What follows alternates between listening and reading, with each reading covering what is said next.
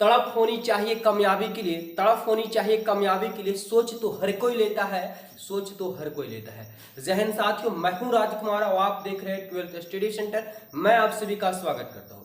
आज इस वीडियो में आप लोग को हम बताएंगे प्रोबेबिलिटी का अगला क्वेश्चन। इसके पहले अगर आप पहली बार जुड़े हैं तो इसके पहले वाले वीडियो देख लीजिए, जिसमें हम फॉर्मूला बताए हैं और कुछ क्वेश्चन ही क्लियर किए हैं। आज उसके बाद से देखेंगे, बेहद ही खास है क्योंकि पक्का एग्जाम में पूछा ही जाता है और बहुत ही आसान होता है। अगर आप नहीं ध्यान देते हैं तो ये आपसे एग्जाम में छूट जाता है, लेकिन बहुत कम शब्दों में, यानी छोटे ही आसानी शब्दों में बन जाता है ये, लेकिन विद्यार्थी नहीं समझते तब हार्ड बन जाता है। लेकिन आज घबराने की जरूरत नहीं है, आज हम आप लोग बीच में लेकर के आए हैं तो बहुत ही आसान होगा अगर आप हमारे वीडियो में शुरू से अंत तक बने रहते हैं तो। चलिए, वेलकम है सभी का। सवाल नंबर देखिए, आप लोग को नजर आ रहा होगा कैसे क्लियर होगा। पूछा हुआ है, दिया हुआ सवाल है और ये 2019 की एग्जाम पूछा है कि पी ए जो मान आपका दिया हुआ है कि पी ए बराबर 2/5 और पी बी बराबर जो दिया हुआ आपके पास 3/5 और फिर दिया पी ए यूनियन बी दिया हुआ आपके पास 3/4 और पूछा है कि पी ए बटा बी पूछा है तथा पूछा है पी बी बटा ए निकालने के लिए पूछा है। बहुत ही आसान तरीका से निकलता है, जरा समझिएगा मेरे साथियों क्या होगा, कैसे निकलेगा, पूरी जानकारी देंगे।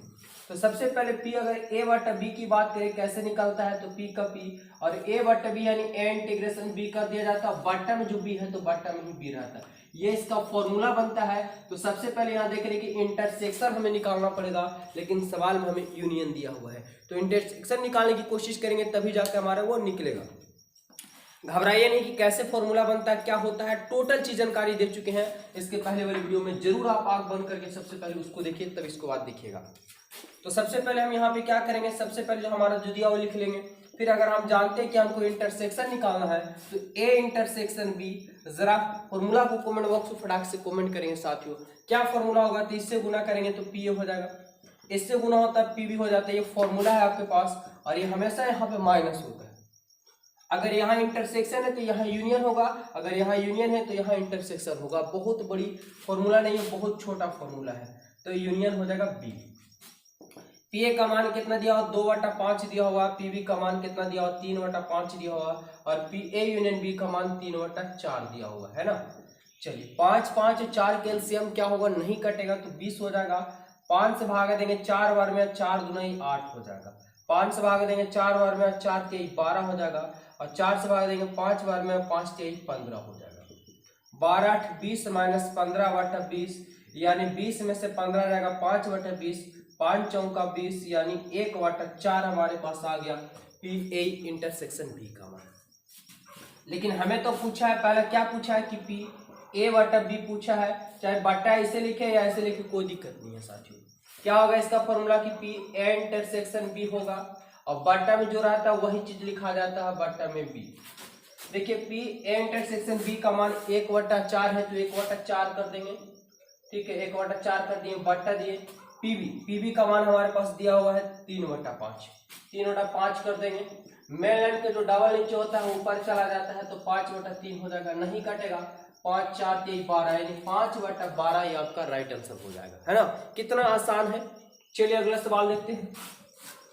अगला सवाल आपसे पूछा है कि पी जो है बी बटा ए निकाले, चाहे बटा ऐसे लिखे ऐसे लिखे कोई दिक्कत नहीं है साथियों। वही चीज होगा, बी बटे ए बटा बी रहे, ए इंटरसेक्शन बी ही होगा और जो बट्टा में रहता है वो सिर्फ बट्टा में कर दिया जाता है। बट्टा में है तो पी ए बट्टा में हमारा हो जाएगा। पी ए इंटरसेक्शन बी का मान हमारे पास 1/4 हो गया, है ना। और बी का मान, पी ए का मान कितना दिया हुआ तो 2/5 दिया हुआ है, 2/5। क्या पड़े कि मेन लाइन के जो डबल नीचे 1/4 था, मेन लाइन हुआ डबल नीचे कहाँ चलेगा 5 तो ऊपर चलेगा 2 इसके नीचे रह जाएगा, यानी ऐसे आप समझ सकते हैं, ठीक है। अब कटेगा तो नहीं, तो 5 कम 5 और 4 दूना क्या हुआ 8 है, यही आपका क्या हो गया आंसर। और ये आपका सवाल 3 नंबर से लेकर 5 नंबर में पूछा जाता है। देखिए कितना आसान बना है विद्यार्थी, है ना। उम्मीद करते हैं कि बिल्कुल आप लोग को अच्छे तरीके से समझ में आया होगा। चलिए इसको स्क्रीनशॉट लीजिए, अगले सवाल की ओर बढ़ते हैं, मजा आने वाला है टोटल। चलिए साथियों, फाइनली हम अगला क्वेश्चन लेकर के, बड़ा ही मजेदार क्वेश्चन है और ये देख रहे हो सवाल के 2018 के एग्जाम में पूछा गया था। चलिए आज बारीकी से इसको भी क्लियर कर लेते हैं। सवाल है आपके पास से दिया हुआ है क्या कि यदि ए और बी, है ना, यदि ए और बी दो जो है स्वतंत्र घटनाएं, ठीक है, स्वतंत्र घटनाएं हो तो सिद्ध सीध कीजिए, हम क्वेश्चन लिख दे रहे हैं, क्वेश्चन आप लोग को नजर आ रहा होगा। सीध कीजिए कि दिया हुआ है कि पी ए यूनियन बी और बराबर 1 माइनस पी ए, ठीक है, पी एड एक्स और पी बिड एक्स दिया हुआ, ये आपको सिद्ध करना है। कैसे सिद्ध होगा, चलिए घबराइए नहीं, मेरे साथ बने हुए तो सिर्फ बने रहिए ना, सिर्फ देख करके सीख जाइएगा। क्या करेंगे, यहाँ पे हम सोल्व करते हैं। तो हम लिखेंगे कि हम जानते हैं कि क्या जानते हैं जरा बताइए कि परिक्ता होने और ना होने का योग एक होता है, यही ना जानते हैं। हमारे पास ये दिया हुआ, ये लाना है। तो जरा आप क्या जानते हैं कि पी ए यूनियन बी और plus P A union B का होल डेक्स बराबर कितना होता है, एक होता है साथियों। ये परिक्ता होने और ये परिक्ता ना होने का योग कितना हुआ, एक हो गया। अगर हम यहां से निकालते हैं कि पी ए यूनियन बी निकालते हैं बराबर 1 का 1, ये प्लस में उधर चल जाएगा तो माइनस में, यानी ए यूनियन बी हो जाएगा। होल डेक्स है तो होल डेक्स लग जाएगा। कल ही हम इसका फॉर्मूला आप लोगों को दिए थे, अगर नहीं देखे तो बार बार आपसे रिक्वेस्ट करें कि पहले उस वीडियो को आप जरूर देख लीजिए, मजा आने वाला है ना। तो 1 का 1 हो गया। अब देखिए डेक्स लगा हुआ है, होल डेक्स है, इस पे अगर दोनों पे डेक्स लगाएंगे तो इसके लिए नियम बताए थे आप लोग को। हम क्या बताए थे कि यहाँ पे जो अगर यूनियन रहता है, अगर दोनों पे डेक्स लगा तो इंटरसेक्शन हो जाता है, ठीक है, जरूर देख लीजिए इसके बारे में वीडियो। क्या बनेगा यहाँ से, तो पी ए डेक्स बन जाएगा, देखिए ए डेक्स बन जाएगा और बी डेक्स भी बन जाएगा। लेकिन हॉल है यानी दोनों पे लग गया, लेकिन यूनियन रहता है तो इंटरसेक्शन होता है, इंटरसेक्शन रहता है तो यूनियन हो जाता है, यानी यूनियन था से इंटरसेक्शन हो जाएगा। ठीक है, आप जरा देखिए क्या आप लोग को अभी भी नजर नहीं आ रहा है आंसर, बिल्कुल नजर आएगा कि 1 माइनस यही तो लाना था हमको साथ में। लेकिन आप जानते हैं कि 1 का 1, और देखिए यहाँ पे लिख देंगे, यदि घटनाएं, देखिए यदि घटनाएं स्वतंत्र हो तो क्या नियम पढ़े थे मेरे साथियों की ए इंटरसेक्शन बी बराबर फॉर्मूला होता है कि P A into P B होता है। अगर घटनाएं स्वतंत्र हो तो पी ए इंटरसेक्शन बी बराबर होता है P A into P B होता है। इसीलिए हम जानते हैं कि पी ए यूनियन बी का भी हो गया हमारे पास 1 का 1। और ये जब घटनाएं सवाल में दिया हो कि और भी दो स्वतंत्र घटनाएं हैं, जब स्वतंत्र घटना है तो यही फॉर्मूला आपको लगेगा। तो यहाँ पे पी ए डेक्स है तो ए डेक्स लगा देंगे, इंटू पी बी है तो पी बी का डेक्स लगा देंगे, और ये हम क्या कर देंगे, प्रूव्ड कर देंगे। देखिए कितना आसानी तरीका से बन गया, और बिल्कुल 2018 के एग्जाम पूछा गया था, और आपसे एग्जाम में भी पूछा जा सकता है, कोई बड़ी बात नहीं है। तो चलिए फाइनली हम उम्मीद करते हैं कि आप लोगों को समझ में आ गया होगा, और अगले क्वेश्चन की ओर ले चलते हैं, सभी समझ में आएगा टोटल। चलिए प्यारे विद्यार्थी, देखिए अगला सवाल लेकर के आया हूं, बहुत ही मजेदार सवाल है, और ये 2016 के एग्जाम में देखने को मिला था, है ना। तो कैसे है ये क्वेश्चन, कैसे बनेगा, यदि 7, देखिए दिया हुआ सवाल कि 7, या आपको नजर आ रहा होगा सवाल, 7 या 11 आने की क्या परिक्ता होगी, 7 या 11 आने की क्या परिक्ता होगी यदि दो पासे को फेंके जाते हैं। अब पासे लूडो तो आप लोग खेले ही होंगे कि एक बार एक पासे में कितना तक रहता है 6, लेकिन दो पासे को उछाला जा रहा है, यानी गुना हो जाता है, तो 6 पे और दूसरा पे 6, 6 गुने 6 करेंगे 12 नहीं 36 होता है। ठीक है, तो बिल्कुल यहाँ पे लिखेंगे क्या कि संभव परिणामों की संख्या क्या होगा, संख्या जो होगा संभव परिणाम संख्या वो 36 होगा। चाहे तो आप ऐसे लिख सकते हैं 1 गुने 2 गुने 3 गुने 4 गुने 5 गुने 6, और फिर से गुना दे देंगे 1 गुने 2 गुने 3 गुने 4 गुने 5 गुने 6। अब यहाँ पे 6 गुने 6 करेंगे 36 हो जाएगा, ये एन से लगा देंगे, गुना करने की जरूरत नहीं है, आपको ज्यादा लंबा करने की जरूरत नहीं है, एक एक में, फिर 1 से 2 में, 1 से 3 में, 1 से 4 में, 5 से गुना करने के बाद पूरा भर जाएगा बोर्ड, समझ रहे हैं। तो हमको शॉर्ट में ही लेकर के चलना है। दिया हुआ है कि 7 या 11, माना कि आप कर लेते हैं, माना कि E1 तथा E2 होने की, है ना, होने की घटना क्रमशः, या लिख सकते हैं कि माना कि E1 E2 घटनाएं हैं। ठीक है, E1 एवं E2 क्या है, घटनाएं हैं, है ना, घटनाएं हैं जो क्रमशः 7 या 11 है। ठीक है, यानी E1 को हम मान चुके हैं 7 और E2 को मान चुके हैं कितना, 11 आने की घटनाएं मान चुके हैं। तो जरा बताइए कि पहले पासे पे जब दो पासे को उछाला जाता है तो 7, एक पासे पे 7 बोल रहा है और दूसरे पे क्या बोले 11, यानी एक पासे पे नहीं बोला है, बोला है कि 7 या 11 आने की पड़ेगा। तो जब उछलेगा तो दोनों पे जुटता है, दो पासे रहेंगे तो दोनों से जुटेगा। तो पहले हम देख लेते कि 7 कैसे आएगा पहली बार में, तो हो सकता है कि पहली बार में अगर पहला पासा पे 1 आया होगा तो दूसरे पे कितना आया होगा, तो 6 आया होगा। 6 कितना हो गया 7।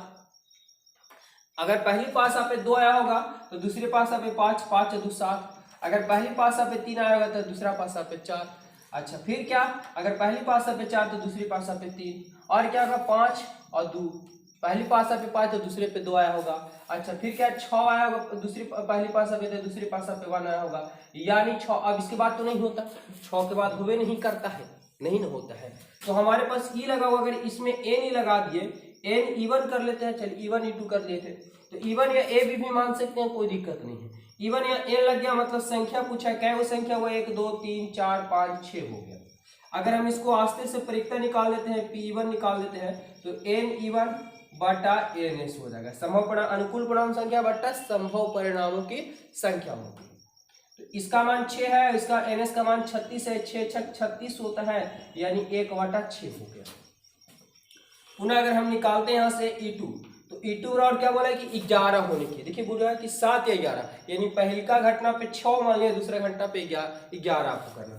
तो 11 कैसे आएगा, अगर पहली पासा पे 1 और दूसरे पे 6 नहीं, हमको जोड़ के लाना कितना 11 लाना। कैसे आएगा 1 2 3 4 से नहीं आएगा, यानी पहले पासा पे 5 दूसरे पासा पे 6, यही आ सकता है सिर्फ। अच्छा 6 अगर पहले पासा पे आएगा दूसरे पासा पे 5, और क्या आएगा 6 6 12 हो जाएगा, अब नहीं है संभव, यानी 2 ही आएंगे। यानी इसमें Ne2 लगा दिए, अगर हम n लगा दिए संख्या 2, इसका अगर हम परिक्ता E2 निकालते हैं तो क्या आएगा कि परिक्ता का निकालेंगे तो Ne2 बटा NS आएगा, यानी आपके पास 2/36 हो गया, 18 दूना 36, यानी 1/18 हो जाएगा।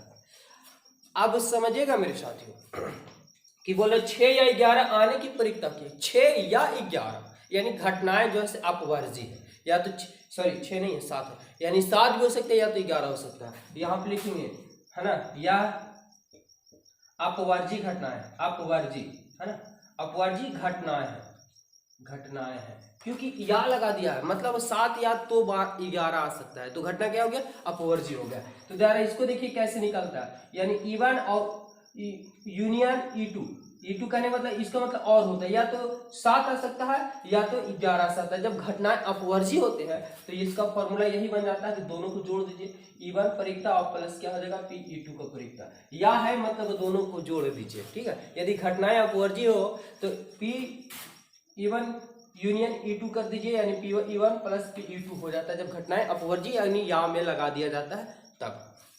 P1 का मान हमारे पास कितना आ गया कि 1/6 आ गया, पहली परिक्ता, दूसरी परिक्ता कितना आ गया 1/18, 1/18, 18 6 का एलसीएम 18 आएगा, 6 3 18 और 18 का 18, यानी 4/18, लेकिन काटेंगे 2 दूना 4 9 दूना 18, तो 2/9 आएगा, यही आपका आंसर हो जाएगा मेरे लाडलो। तो उम्मीद करते कि सबको अच्छा तरीके से समझ में आया, वो नहीं नजर आ रहा, तो 2/9 यही आपका क्या हो गया आंसर हो गया, ठीक है।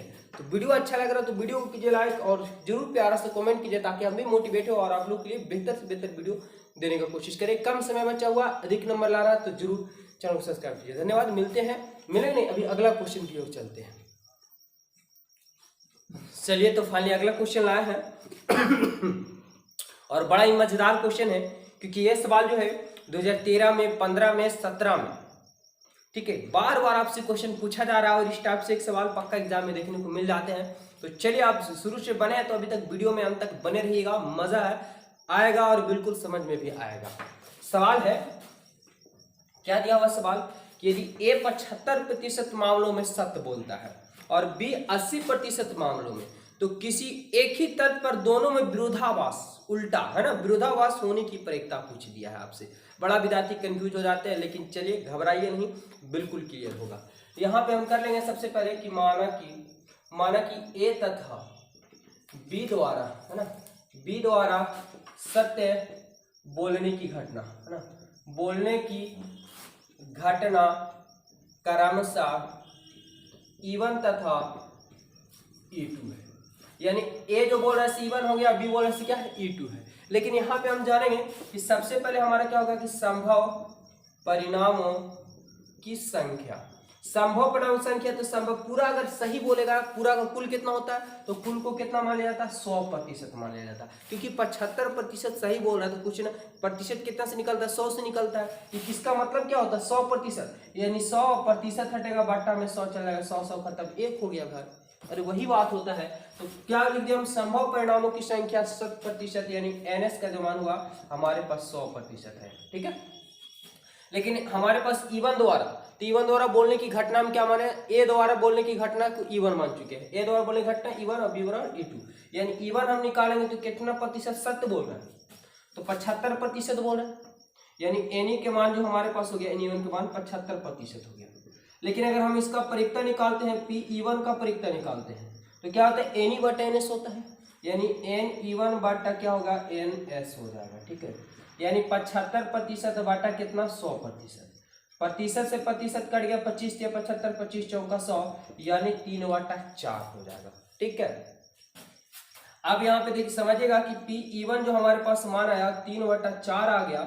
लेकिन अगर हमें पूछा कि विरोधाभास यानी सही होगा तो गलत भी होगा, ठीक है। सही होगा यानी 75% सही बोल रहा है तो कुछ ना कुछ तो गलती बोल रहा है ना, 25% गलती बोल रहा है, तो उसको भी हमको निकालना पड़ेगा। और आप लोग पढ़े ना कि परिक्ता होने और ना होने का योग एक होता है, यानी हम यहाँ पे जानते हैं कि PE1 है और प्लस PE1 का डैक्स यानी परिक्ता नहीं होने का योग एक होता है।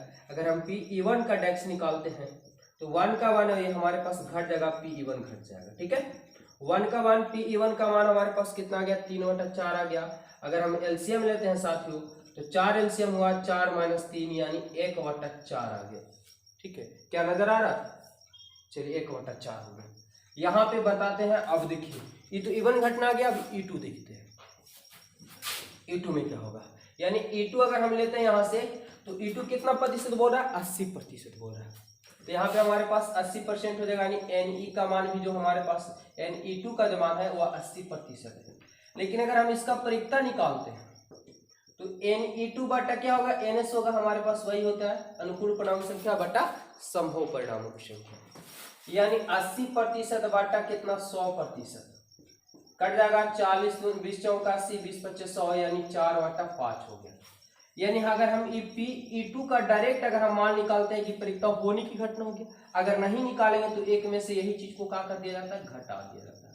यानी 1 - PE2 का मान 4/5 है, घटाएंगे तो 5 LCM लेंगे, 5 - 4 यानी 1/5, ठीक है। नजर आ रहा है 1/5, चलिए सही नजर आ जा रहा है।